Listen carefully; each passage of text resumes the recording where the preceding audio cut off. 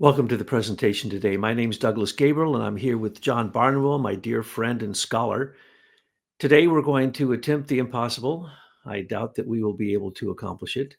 We're going to address the controversial topics, two of them, Saint Germain and Master Jesus. And when you say those names, you usually think of some of the modern interpretations of those, but we're going to share with you from Rudolf Steiner's work the spiritual science insight into these two Western masters. So, welcome to the show today, John.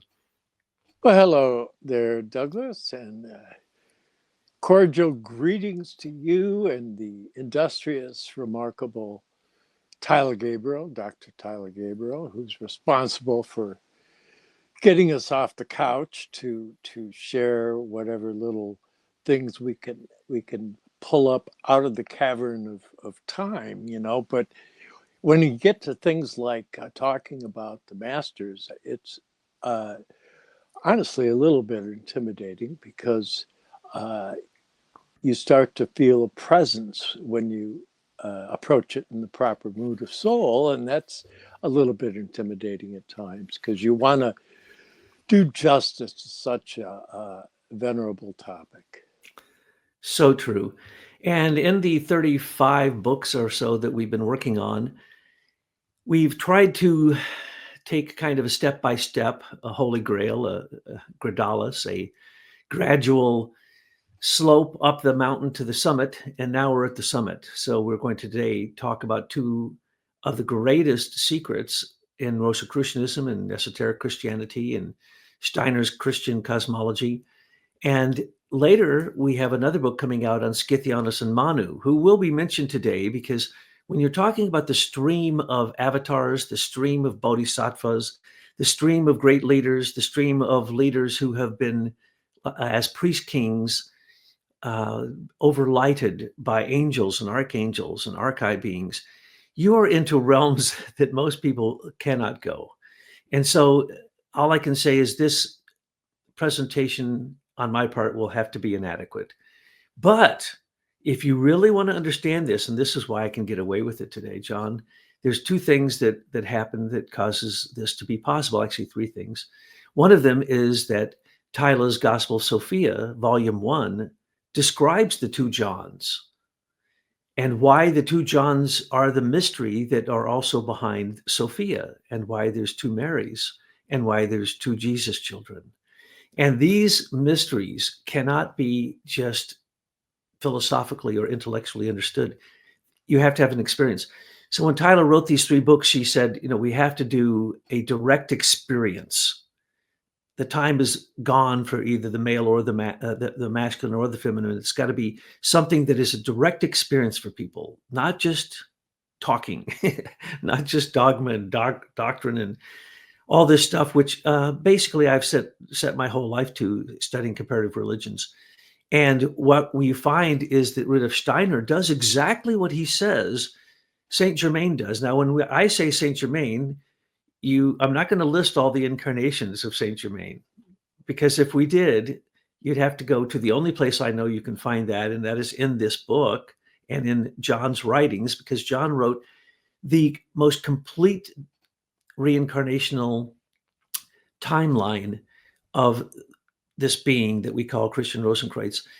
But it's so complicated that if you don't have a foundation based upon morality, you can't possibly understand it, because you're looking at Steiner's mission. Steiner's mission was he and another person, his teacher Scherer, not Edward Scherer, but what's Scherer's first name? Julius Scherer? I can't remember his first name. So you're going to spring something on me that isn't in the book. It's an interesting aside though, because yes. His father, I was at a friend of mine's, a rare book dealer years ago, Larry Rubin, and he pulls up this picture, and it was by his father. Yeah, Christian Oser was the name that yes. he was an artist.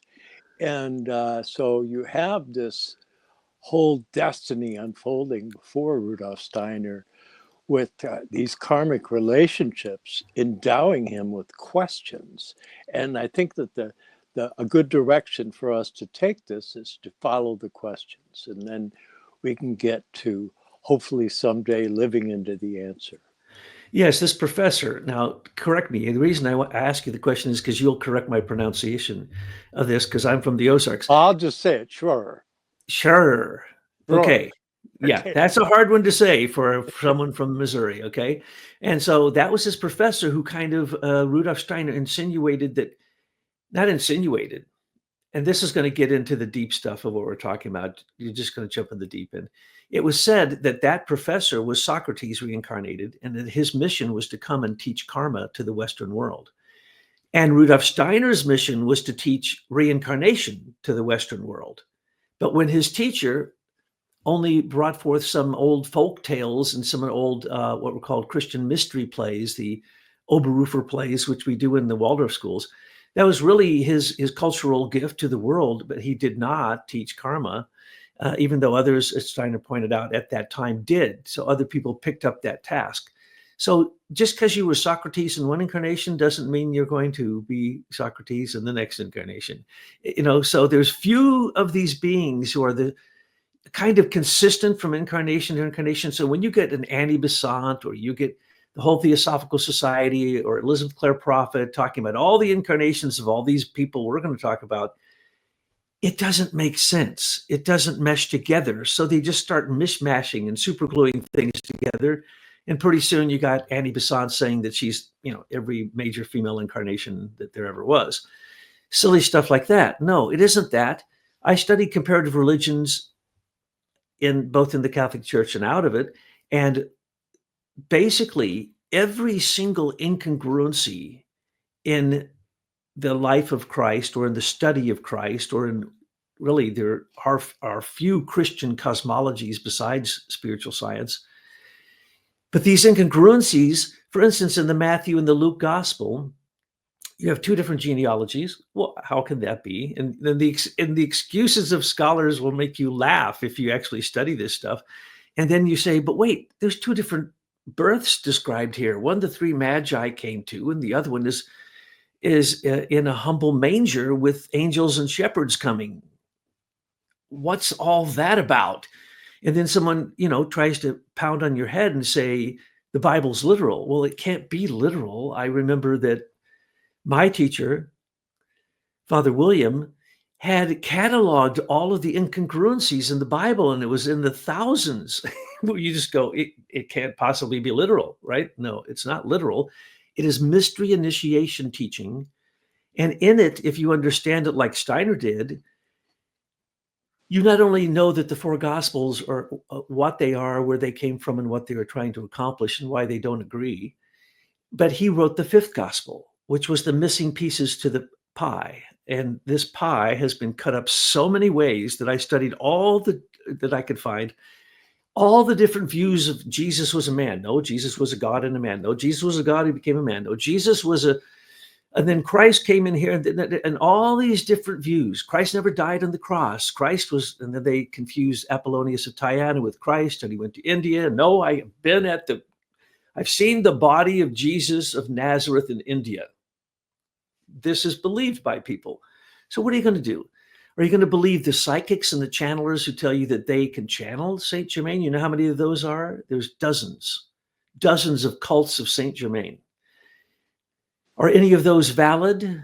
They all have pieces of the pie, because Saint Germain inspires through his being of Christian Rosenkreutz. And I don't know if we'll get deep enough to describe how CRC, as he's called in Rosicrucianism, or the rose on the cross, had, for instance, 10 martyr incarnations. No one knows who those incarnations are, but many other incarnations. And when you line them up and you go, oh my gosh, this is one of the oldest beings right after the Garden of Eden. And so today, if we were to truly explain this, we'd have to do what is done in the Gospel of Sophia, explain the fact that all human beings have an archetype that was left in heaven. Now, some would say that that's the mother lodge of the sun. Some would say it's Shambhala. Some would, say it's the plasma fields. It doesn't really matter what you call it. Some would call it the Akashic record. But the fact of the matter is that each of us is aiming towards a perfected nature of ourselves. So I'm Douglas. So there is an original Douglas. In Hebrew, it's called Kadmon. Well, the same is true with Adam and Eve. There was an original Adam, an original Eve. They were the template that all humans were taken from, that came into the world and had to suffer duality. So when you're looking, and that's true with even cosmology, it's about electrons and protons. Are they connecting? If they do, they create molecules. If they don't, you have 99.99% of space, which is unseparated male and femaleness, which is plasma. And that was one of the secrets of the Rosicrucians, again, that was given through the perfected body of Christian Rosenkreutz. Now, Christian Rosenkreutz, CRC, had the help of the 12 great beings. I'm not going to get into the detail, but I will tell you that in this book that we have, Saint Germain and Master Jesus, it's described in 5 different directions by Steiner in what happened to get this being. I just have to say it, John. There's no way around it. The being Cain. You think Cain and Abel, their story ended back in the Old Testament? No, they reincarnated again and again and again.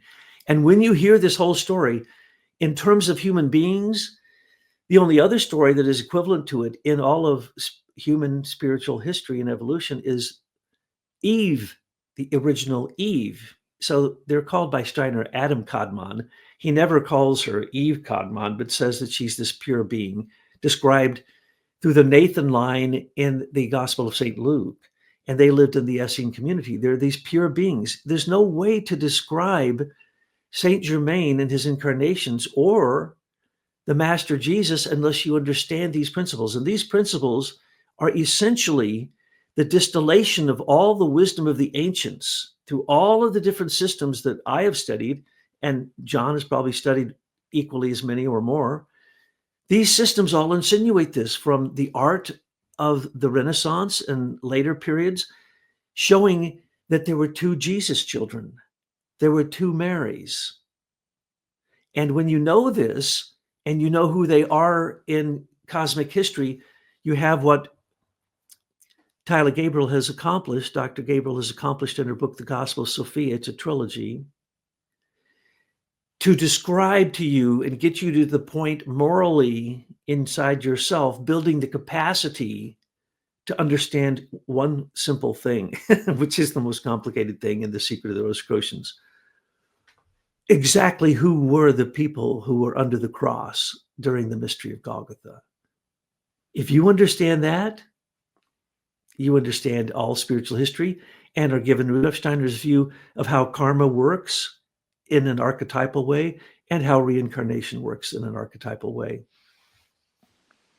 Yes. So, and then you can look at that and approach it from 4 fundamental vantage points. So you have your 4 Gospels, and basically one way that you can look at it is that you have the Gospel of John, and John is that presence at the cross, right?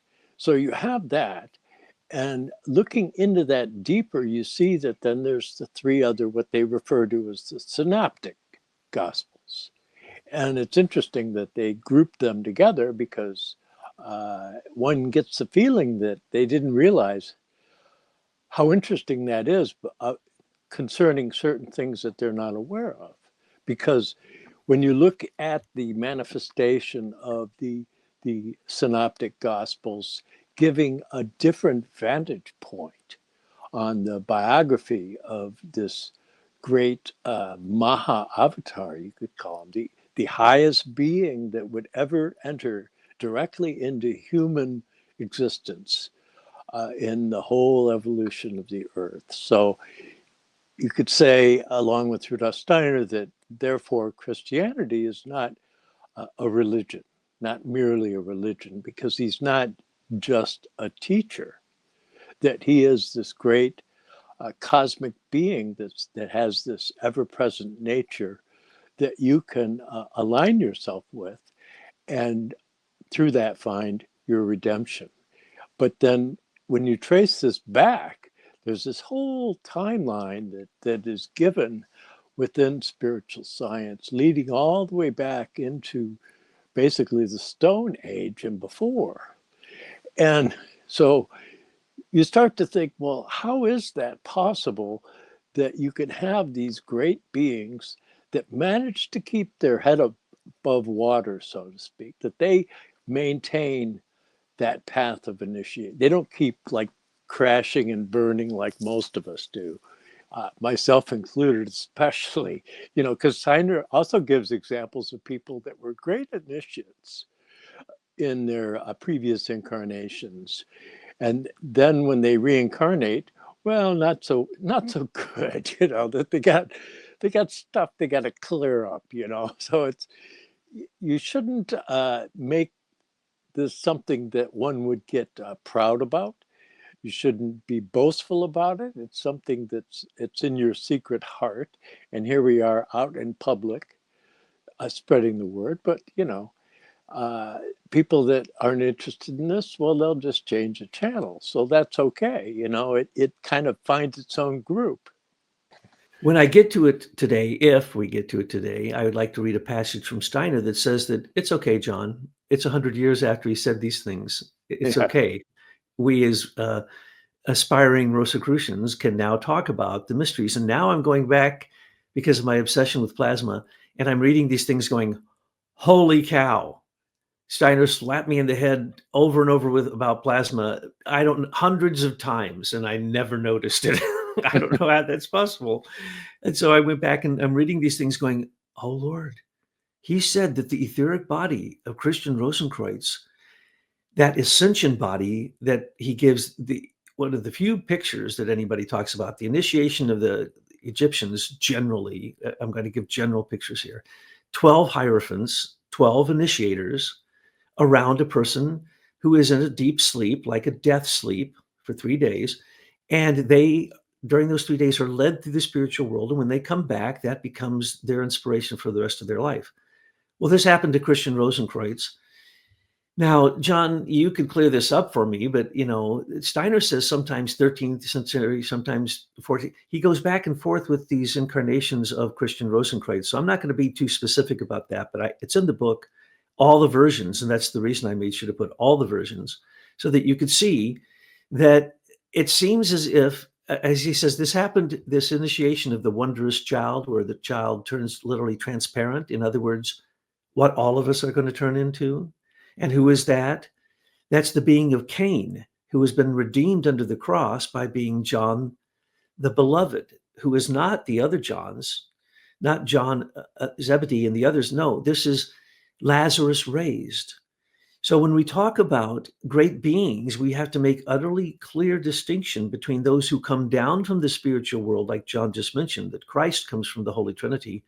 He's higher than the highest avatar. So John mentioned the Indian term Maha avatar, the highest of avatars, because he is a God who became human. Now, the bodhisattvas in general, because if you're a Buddhist and you study it like we do, then you know that there's many, many versions of all these things with Buddhism or anything from the East. Those bodhisattvas are usually humans who go through all the suffering through many incarnations to rise up and then be, out of their own human effort, they rise from a bodhisattva to a Buddha. Now, the term Buddha isn't just necessarily Eastern. Steiner said that the Gautama Buddha, after he ascended under the Bodhi tree, he was at Christ's birth, the humble birth that happened in the manger, that his Niramanakaya, his spirit self, was there as the star. But then again, on the other hand, there were the three magi. I'm not going to go there yet, but you have two completely different stories, and this would drive people crazy. This is what have driven so many Christian organizations into separatists and people who say, no, it isn't that way. I'm reading directly from the Bible. It's literal. And then they fight over it and they create a new faction. And this is the history of modern Christianity. But as John said, Christ isn't a religion. Christ is a living being in the etheric realm who has perfected the physical, etheric, astral, ego bodies ahead of us, and the sentient soul, intellectual soul, spiritual soul, or consciousness soul. Christ has perfected these, and is drawing us up towards him. And so some people can access that. But it's not just true for Christ. Christ is the ultimate for the whole world and can appear to as many people as he wants, anywhere that he wants, anytime, in any way, because he completely is the Lord of this earth, the Lord of karma, and the Lord of reincarnation at this point, because he's the only God who ever became a human once. And as Steiner always says, and only once, or once and forever only. He goes to great extreme to make sure you understand that what the Theosophists think, that the Master Jesus is Jesus of Nazareth reincarnated. No, that is completely incorrect. And if you're a Christian cosmologist like myself, that's insulting. Christ was not a man. He was the perfected man. The original Adam body is still in heaven. But that Adam body, Adam Kadmon, the original Adam, came down to earth to help the descending being of Christ from the Holy Trinity, who was working from the mid-realm, the second rank of the spiritual hierarchies, all the way down into a physical body, carried with the help of this original Adam. And we've discussed this in previous talks, and it's in previous books that we've produced and are on Amazon. So as you look at this, you say, wait a second, this is getting just beyond cosmic. This is like hallucination type stuff. No, study it through to the end, and you will find that Steiner didn't just glue things together, because many of the things he says shocks you to your core. You will never recover. If you are a Christian, if you study like a philosopher, Christianity, and you hear Steiner's view of these things in the fifth gospel and in many of his interpretations of the four gospels, as John was going into, and in many, many other places, the number one thing Steiner probably addresses, in my estimation, Christ and the human being. How does this work out for the human being? Or Steiner always says, okay, so how's this working in my life? What does this mean? Who's going to care about this? And this is the issue. You are this. The being of Christian Rosenkreutz shows you how you go from being the prodigal son back to receiving your inheritance, and even shows you the development of the physical body through that, shows you the work of the masters and the bodhisattvas and Christ, and how you as a person can actually tap into these different levels that are still there present as basically a resonant memory, that once you tune to that resonance, you can then experience what that being went through. But that being has gone on, as John just pointed out. So when you hear some of these reincarnations of Rudolf Steiner in his series called The Karmic Relationships, it's a whole set of books, it will shock you. You'll say, that can't be true. And then you meditate on it for about 20 years, and you'll go, I get it. That's my biography he's talking about. That's me, just as John just pointed out. We all go through a roller coaster ride in our incarnations. And so someone who's a master, who's a human rising up to be a bodhisattva, and this is the vow of the bodhicitta, it's the vow of Kuan Yin. Once you see the gates of heaven, the first thing you should think about, as Parsifal eventually thought about, was his brother, bringing his brother to the gates of heaven. So the first thing Kuan Yin did when she got to heaven, because she went to heaven, she ascended just like Mary, Sophia, Eve, Mary, according to Steiner. When you're at the gates of heaven, you only have one thought: turning around and helping the other people come up to join you and getting them through the gates before you go in. Because you can go in, but that's not your concern anymore. You're not about your personal self-development. So a human has to be initiated by either beings in the spiritual world or these great master beings who are bodhisattvas, developing towards what Steiner even calls the Manu stage. So our next two books down the line, Scythianus, or the Manu, the father of culture, and Scythianus, the hidden master. So once you know that Manu, Scythianus, and Zarathustra, who we're going to talk about here, called the Master Jesus. So let's just get that. We'll talk about that in the second talk, I believe, when we go really deep into this, because that's the deepest secret there is in all of human evolution, period. That's why they call it the mystery of Golgotha. It's a mystery. It's a living mystery that's still unfolding. So it's not some historical lineage thing. It's reality. So when we go into that, we'll get into the fact that on Atlantis,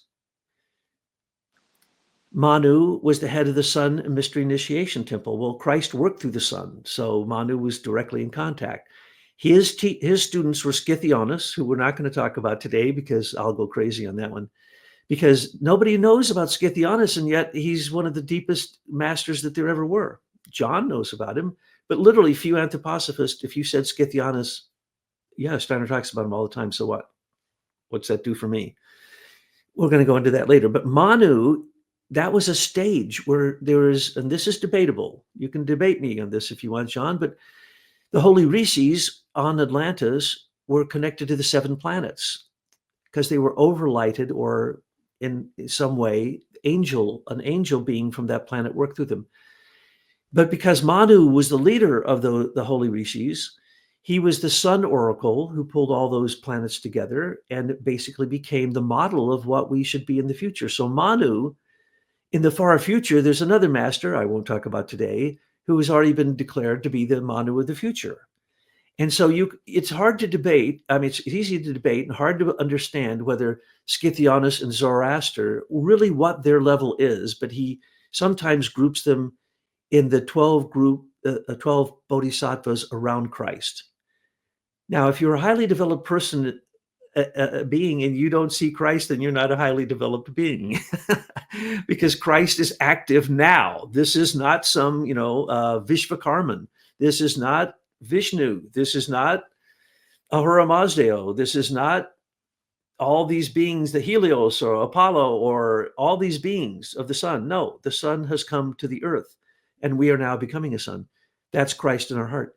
So as we're looking at this, you're looking at the deepest stream. And all I can say is, when you look at this stream, you have to do it with the greatest reverence you can possibly have in your capacity to understand things that are beyond the physical world.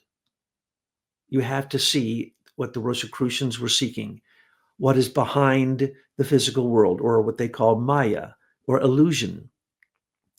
Many take that to be that they throw out the physical world. That's not what we're supposed to do, but the physical world will overwhelm you if you don't know what it is. But if you know what it is, you can turn nature into art. But man-made stuff, that's not nature and that's not art. So you have to distinguish this, and that all comes from development of initiation. So once you're initiated and you have 12 hierophants around you, you have the 12 perspectives, you can see into space and you understand that your astral body is even beyond the stars. It's in a realm that reaches beyond the stars, has nothing to do with space and time, is invisible, and yet is the motive force that affects your etheric body, that which creates this physical body we have only down here on earth. And then once you get into your ego, that's Christ. That is a gift created in this template on the Mother Lodge of the Sun, where all of our original beings await us to replicate the gifts that look like they're coming from the future, but they're not. They're actually were created in the past, but the past was such a beautiful archetype that it draws us. It's like the seed of a plant. How does the seed of the plant know about the roots, the stem, the cotyledon, the leaves, the blossom, the seed? How does it know that? How can you look at a seed and explain it to me, please? You can't. Well, that's what the human being is. We're a seed. We are a god in the becoming, a goddess in the becoming. But we have to realize down here on earth, there's a polarity going on. And so we get the 2 Johns of Jerusalem. In Masonry, that's the secret teaching. Go to any Mason, I dare you, and say, who are the 2 Johns of Jerusalem? They don't know. And they sure don't know what Steiner explains, which is so self-evident that when you first read him or you hear it said, you go, oh, of course. It's the only explanation. So Steiner was simply a clairvoyant who, when he trained his mind and his heart And his will, and as he says, the Rosicrucians bring the willpower up into thinking. And when they do, they create the ability to see through Maya, see what's on the other side of matter.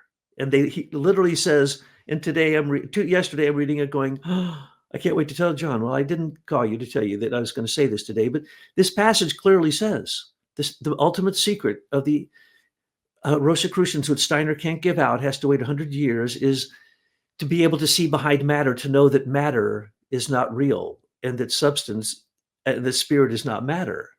Well, that's really the secret of plasma, isn't it? And that's the reason we've just done 3 books on plasma.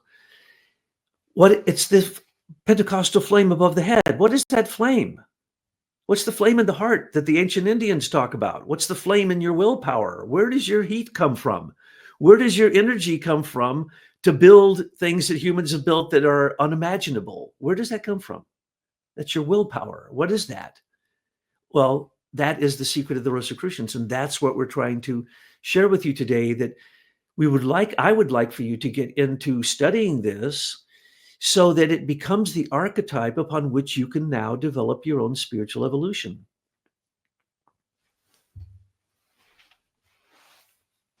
Yes, and in looking into the path that's laid out by Christian Rosenkreutz and the Comte de Saint-Germain and the Master Jesus, the Master Zarathustra, and the other attendant great beings, is that you have your own path. You don't have to pursue someone else's path. You have your own path. And therefore, in a sense, the path comes to you. Because when you go to it, it comes to you. And so if you're not getting there, that's because you're not going there. There's a certain amount of intention involved in a willingness to participate in this great symphony of being. And so like Christ says, he says, if you're embarrassed of me, then I'm embarrassed of you. So it's really kind of funny, because it's like, why didn't anybody tell me this? Well, you never asked. So when you get into trying to unlock the secrets in the Gospels, you have to respect the reality that out of the 6,586, I believe at this point, lectures of Rudolf Steiner and 50 published articles and books and all of that there's an internal consistency, that you could take things from not quite the very beginning, because there is a developmental cycle that you'll find in Rudolf Steiner's work, where there's a clarification of terminology, really is what it is. It wasn't that he wasn't having the perception, it was that he hadn't formalized the manner in which he was going to speak about it. So you might bump your head on a few things in the early lecture cycles that go, well, wait a minute, that's not what he said in 1909 or whatever. And that's okay, because it's good that you run into that, because then you go, well, why is that? Why is he saying it this way now and he says it this other way at a later period? So I don't want you to get lost in the weeds on this, because it's something that you can live with and it will unfold as time goes by. But in first looking at some of this, you see that before Rudolf Steiner built the Goetheanum, the fully wooden one that was made out of carved wood and stained glass with no nails or screws or anything metal like that in the construction, that there was a previous building that was to be built, and it was called the Johannesbau. And it was meant to be the place of the 2 Johns. So again, we go back to this question that Douglas was asking about the Freemasons and their question in regards to the 2 Johns. What are the 2 Johns? And so you have John the Baptist, and you have St. John the Divine, and you have the mystery of their central role in participating within the deeper levels of the mystery of Golgotha, and that you have three other facets of that manifested biography. So you have in the Gospel of Luke, you have that story told of the shepherds in the field and the angels singing hallelujah with the again the Nirmanakaya of Buddha up there as the orchestra leader, which is a bit of a stretch for most people, admittedly. But when you look at that and you see that that's the Nathan Jesus, that's the Jesus that is pristine, that has never fully incarnated into a human being. And this child develops, and it's quite a simple soul, but with the biggest heart you could possibly imagine, that was taking interest in people, but not in history or book, knowledge of that nature, that he was that simple, pure soul. And then around age 12, that the other Jesus that Rudolf Steiner talks about has to do with the Gospel of Matthew, and that's the incarnation of the Master, what we call the Master Jesus, the Master Zarathustra. And this child, around age 12, passes away. And so this being, this great master being, then travels over and incarnates into the Nathan Jesus, so that you have this kind of dual natured being. And that's encountered in the Gospels, where he goes to the temple when they're in Jerusalem. He gets lost, or they can't find him, and they find him in the temple confounding the elders, that all of a sudden he's this great being who has all of this knowledge pertaining to Scripture that amazed everybody, and they spoke of him as if he was it was a power speaking. And when they say something to that effect, that's pretty profound, because what that is referring to, in the word that they use, is referring to great cosmic beings, and having them work through you, that you're not just like a scribe coming off of a piece of paper, but that you are speaking out of the subject rather than at the subject. And so he developed in that capacity throughout his life, and eventually got to a point to where he sacrificed these vehicles that he'd helped further develop, and he exited so that the incarnation of Christ could take place in the baptism and culminate in the mystery of Golgotha. Yes, I'm so glad you went there, because I didn't know if I could. Yeah, and so let's talk about the Master Zoroaster. He was a student of Manu on Atlantis and after Atlantis, and then 10 incarnations in Persia, what we call the Aryans, after Manu helped inculcate what they call the Aryan incursion into northern India, the Harappan culture, highly developed culture, because Manu had, with the holy rishis, traveled to Central Europe and there settled and created a city called the City of Manu. And out of that, for many thousands of years later, through the lineage of Manu's probably incarnated there many times, just as later in the area of Persia, Zoroaster was incarnated 10 times, Rudolf Steiner says. Well, that's just extraordinary. If you could remember everything you learned in a previous incarnation in your next. But let's say, well, that's completely absurd. No, study it. What you'll find is this being of Zoroaster was accredited with writing the Zendavesta and the Gathas, which are basically equivalent to Manu's laws and later the Upanishads. And to me, my favorite book, The Chaldean Oracles, which I just went back to last night because it's in this book. We put in quotes here of Zoroaster. Now, John can give you the full historical lowdown on the Chaldean Oracles, but essentially it's the teachings of Zoroaster. But the point is that he wrote these sacred texts. He also helped bring in what we call playing cards, the tarot, chess, checkers, all these games, they were games. These are divination tools. And so I still use it. John taught me this system that is the most accurate system I've ever used, and it's actually accredited to the ancient Zoroaster. And it was used as their caste system. So when you were born, you could look up your birth date and say, oh, you really want to be a teacher when you grow up. So we're going to put you in that line to learn that, and it's like, oh, how do you know that from the moment I'm born? But guys, the angle of the sun spoke to him through the being Ahura Mazdeo, the being of light. And Ahriman stood in between, and Zoroaster means the golden plow. Now, it's oftentimes miscalculated or mistranslated, but it's basically, Rudolf Steiner said, it's like a dagger plow that he used when he did hybrids and created hybrids.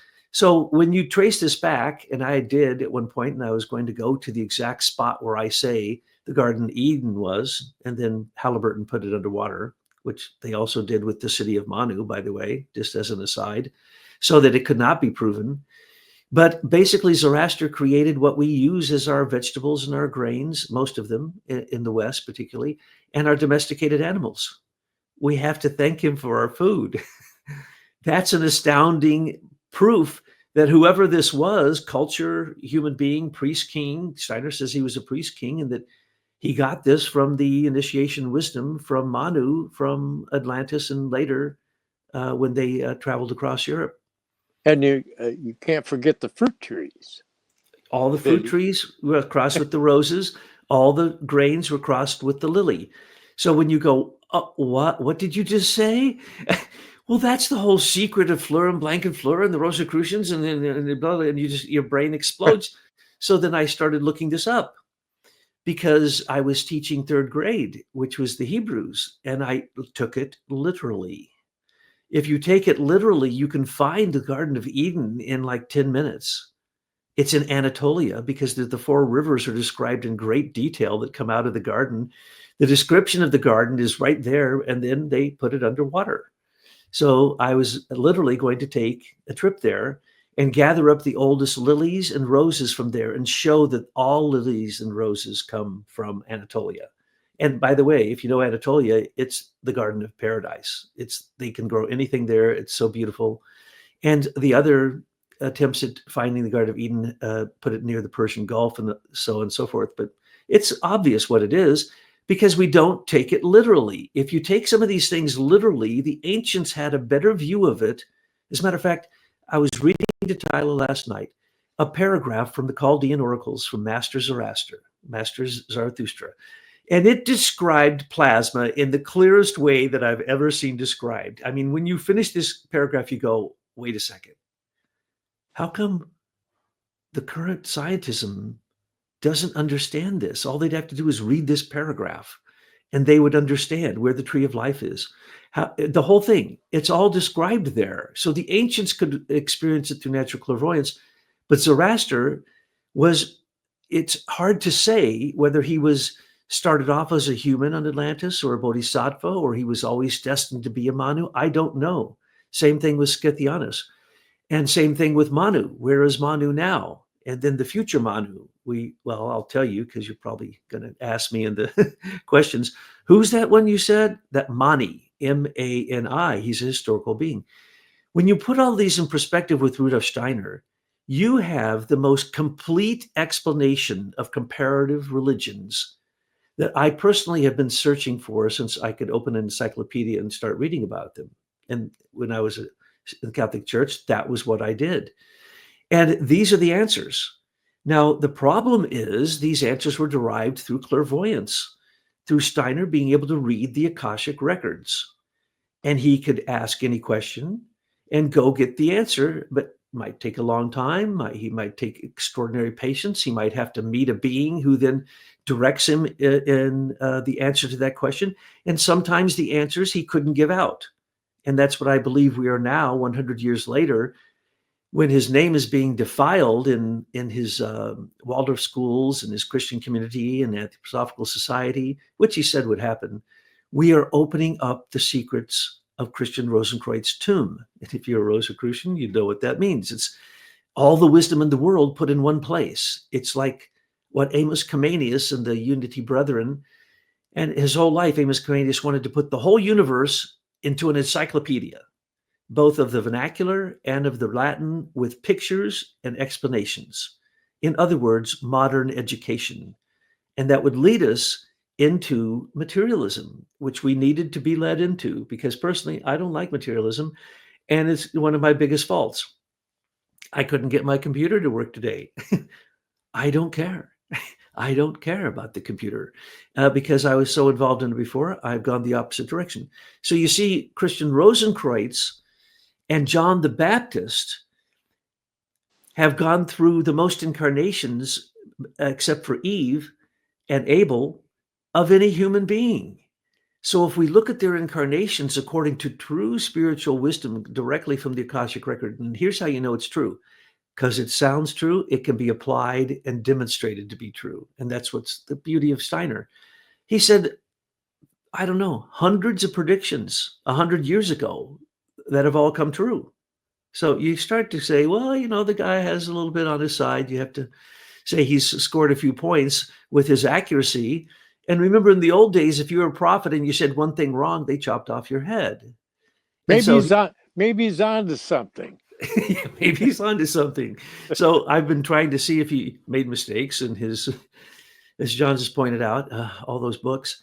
I think it's 384 books and many articles and lectures. Think of it, 384 books that had to hold his lectures. And each of these lectures, one lecture, could blow your mind permanently and give you the answer you've been looking for all your life. And I'm not exaggerating, because when I read The Pre-Earthly Deeds of Christ, that was it. It was like, oh no, it took me probably 50 years to fully cognize it, or not even partially cognize it. But this is what we're dealing with here. So we cannot trivialize these incarnations, because so many pseudo clairvoyants out of the direct occult school of Ahriman, which Rudolf Steiner predicted, which would be centered in America, and look at all the people in America who said they channeled or were Saint Germain. I can't name them all, and I won't, but I named a lot of them in the book. So what we're saying is, you can turn to yourself. These are your biographies, and they're imprinted as archetypes in the etheric of the earth, which is imprinted in your etheric body. So you don't have to go out to some etheric realm. You go in, and when you do, all these archetypes are there. So it would literally be true for a clairvoyant, a good clairvoyant, to say, I can channel anybody. Before, but after they died, they turned into different people. But I can channel their etheric body, which is it's preserved because it was so perfected. So when you think about Saint Francis, on some parts you could call him all kinds of derogatory names, and on other parts you could say he was one of the most holy saints the Catholic Church ever saw. Okay, and he actually imbibed, and we're starting to call it. It's like taking, those seals they used to use on wax when they would close a letter. He says it's like Christ in the etheric is the seal, and you are the wax, and the imprint is going on you, and it's being imprinted on you. But it also seals you. It's like the seals that are unsealed in the apocalypse. And remember, John the Beloved was Lazarus. Afterwards, he took care of Mary for 11 years. And then he traveled all over, and he ended up on Patmos. He got condemned to Patmos. And he wrote the letters of John, some of the most spiritual things in the gospel, in the whole Bible, New Testament, Old Testament. He wrote the Gospel of John, which by far, to me, is the most inspiring. Just the first sentences of it are the most inspiring thing in the Bible. And then he wrote the Apocalypse, which was proof that he was initiated. He was taken into the upper heavens. He was taught by the flames and the elders. He saw the thunder and lightning of the throne, understood it, came back and taught it to us. And so when you read Apocalypse, it is not locked in time. It's locked in you. Each of us goes through an apocalypse. Each of us goes through being Cain and Abel. Each of us goes through being Adam and Eve. Each of us, we should be trying to reach our original template. And the original template, the example, is Christ, Jesus of Nazareth, who had also Zarathustra from age 12 to 30, providing his ego which was the greatest wisdom any human, probably besides Manu and Scythianus, had ever embodied. So he had access to all the history of all the development of humanity spiritually and physically. And then that left him right before he went into be baptized into Jordan. But before that, he spoke to the person that wasn't really his mother, but she was called the Mother, who was really one of these ancient beings reincarnated. It took that to be the person who could basically help Christ through his ministry and then help him through these transitions at age 12, at age 30, and then at age 33. It took one of the greatest beings there was.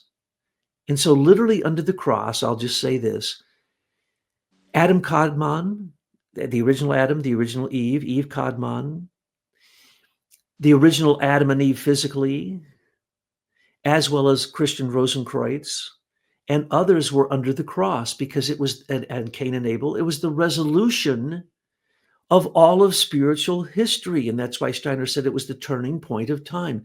When those who committed even fratricide in the past and killed their own brother could be forgiven and become the new initiate of our time that shows us that we can be forgiven of all of our sins. And still, once we have the 12 perspectives of the 12 great religions or great teachings and ourselves, we become this new Christian Rosenkreutz, this wondrous child who has a transparent body and who has a synthesis of all of the great teachings all the way back to Atlantis. And remember, on Atlantis, they had the Tao. And that's exactly what one of these beings had in an incarnation, was the Tao hammer. And the Tao hammer is the magic language. And if you have the magic language, you can build buildings without touching the stone. You can do anything. The world is all subject to your command, and you speak, as John said, with authorities or with dominion. So powers, mights, and dominion. That's what was the second rank of the hierarchy, was speaking through that 12-year-old child, who was John so beautifully characterized, was almost seen as challenged. And then all of a sudden, he becomes even more brilliant than the 12-year-old child who was probably hanging out anyway. He was probably born, so oftentimes I attribute it to Mary of Jerusalem, Mary of the Essenes, Jesus of Jerusalem, and Jesus of the Essenes. So if Jesus of Jerusalem was hanging out because his cousin was, the high priest, of course he was probably pretty smart. But when that intelligence of Master Jesus went into the Nathan child, the pure original Adam, who had done some deeds to help all of humanity even before that, that became a synthesis of all wisdom. And then it was handed over to Eve. Oops, I said who she was. Sorry. Handed over to the Mother. Handed over to the being who'd come through many incarnations, the only being who could hold that wisdom also. And she held the wisdom. And after Christ died, who did they listen to? Her and Mary Magdalene. Why? Because if you knew who she was in the previous incarnation, it would make all the good sense to you. But she was wise. She had to hold that for the entire ministry of Christ. And then afterwards, St. John the Beloved took care of her, because she wasn't just the mother anymore. She wasn't Mary of Jerusalem anymore. She had not only the original Mary overlighting her, but she also had the beings of wisdom, Sophia they're called, overlighting her. So she became one of the greatest human beings there ever was. And so once you know these stories, and that story is told in the Gospel of Sophia, as far as I know, the only complete, clear, comprehensive, and the moral training that goes with it to understand it that I know of anywhere. What we're telling you is because we're assuming that some of you study Steiner and you're going, what does this mean? What's he talking about? As I just told you, I am now realizing he put secrets in all of his teachings until 100 years later. Some people may wake up and read it and go, oh, we've now discovered that in science. So he was 100 years ahead in many, many, many predictions.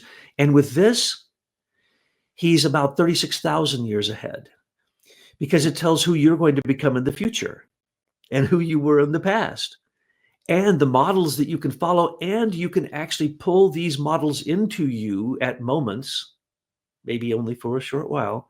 For instance, Christian Rosenkreutz mythology was created by 3 stories written by Johann Valentin Andreas. And that then basically is, we don't know a lot about that being. And so the rest of it had to come from the Akashic records. But why? Because it's permanently written there, and Steiner could tap into it through his spiritual bodies and bring this wisdom to us because it was the time for it to come. So the old religions, the old lineages, Buddha, all of the Zoroastrianism, every religion you can imagine is all rolled up in Christian Rosenkreutz, literally his body and his teachings. So you could ultimately say Rudolf Steiner's spiritual science is Rosicrucianism, which he says many times, but it's a Rosicrucianism that has a Christian cosmology that if you don't understand it, you don't get the point. But if you do understand it, like for me, it was the culmination of all of my studies for my whole life, and it still is. And I keep reading more, and I go, John said, "Oh no, you got to read the excursus on the Gospel of Saint Mark." Where and I go and I read that lecture again. I go, "I've read this 3 times. I never understood that." And when you understand it, it still is as true. It's got that internal coherence that John talked about. Now, how can anybody do that? Give 6,000 lectures and make them coherent? I can't give 2 lectures and make it coherent. I can't remember what I had for breakfast yesterday. So it's like, and I'm supposed to be able to be cogent and consistent, and that's the internal consistency in Rudolf Steiner's work that anybody who seriously studies it has to confront, because there have been people that have spent many years trying to find inconsistencies, and the only thing inconsistent, almost in all cases, is their thinking about what they're studying, because it's not the fault of the material so much as it is the skill of the person who's attempting to mine the treasures that are hidden away so discreetly as an open secret that Rudolf Steiner talks about, this open secret, that it's there for all to see, but only when you're prepared to see it. And so it's like this preparing for a guest. And so Rudolf Steiner makes mention on occasion of that people would, in the past, they'd receive a letter from Christian Rosenkreutz or the Comte de Saint-Germain, and that locked, kind of encoded within in the letter, were certain words that would give that individual an inspiration that would find manifestation in their life as it rolled out, and they didn't even know it was there. And the chemical wedding of Christian Rosenkreutz, of course, is the penultimate example, because you have a 16, 17-year-old boy with aspirations towards religious subjects who starts writing this little short story, so to speak, of the story of Christian Rosenkreutz, who comes from a family in Europe and travels to parts in the East, in the Holy Land and thereabouts, and finds the various wisdom streams in that area, and spends time there learning these things, and then comes back to Europe very much inspired. And when he gets there, he realizes that he can only find the merest handful of people that were the least bit interested in what he had found. And so that became the basis of the Rosicrucian school. And it's quite interesting in that when you get to where you're trying to unlock its secrets, you'll find that much of it is said in a picture language. And so therefore, if you don't get the picture, then you don't follow the story. And so consequently, you have like Johann Valentin Andreas, the author of The Chemical Wedding, saying he refers to it as a ludubrium, as kind of a joke, so to speak. He refers to it later in life, so that he was writing things that he didn't understand. It's just like when you listen to like a song that you know very well, and it makes you think of certain things. But that doesn't mean that the person who wrote the song, that that's what they were thinking about. It's kind of encoded within the song, within the words of the song, within the melody of the song, within the harmony of the song. That life is encoded.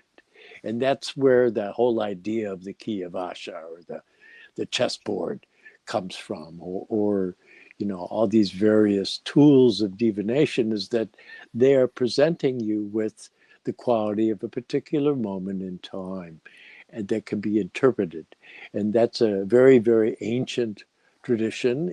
In Constantinople, they used to do bibliomancy. They would have a Bible up on an altar or a lectern, and they would just open it randomly and then point on the page, and it would give them guidance as to what they might do in their current situation. And so, well, what is that? Is that the quality of time expressing itself?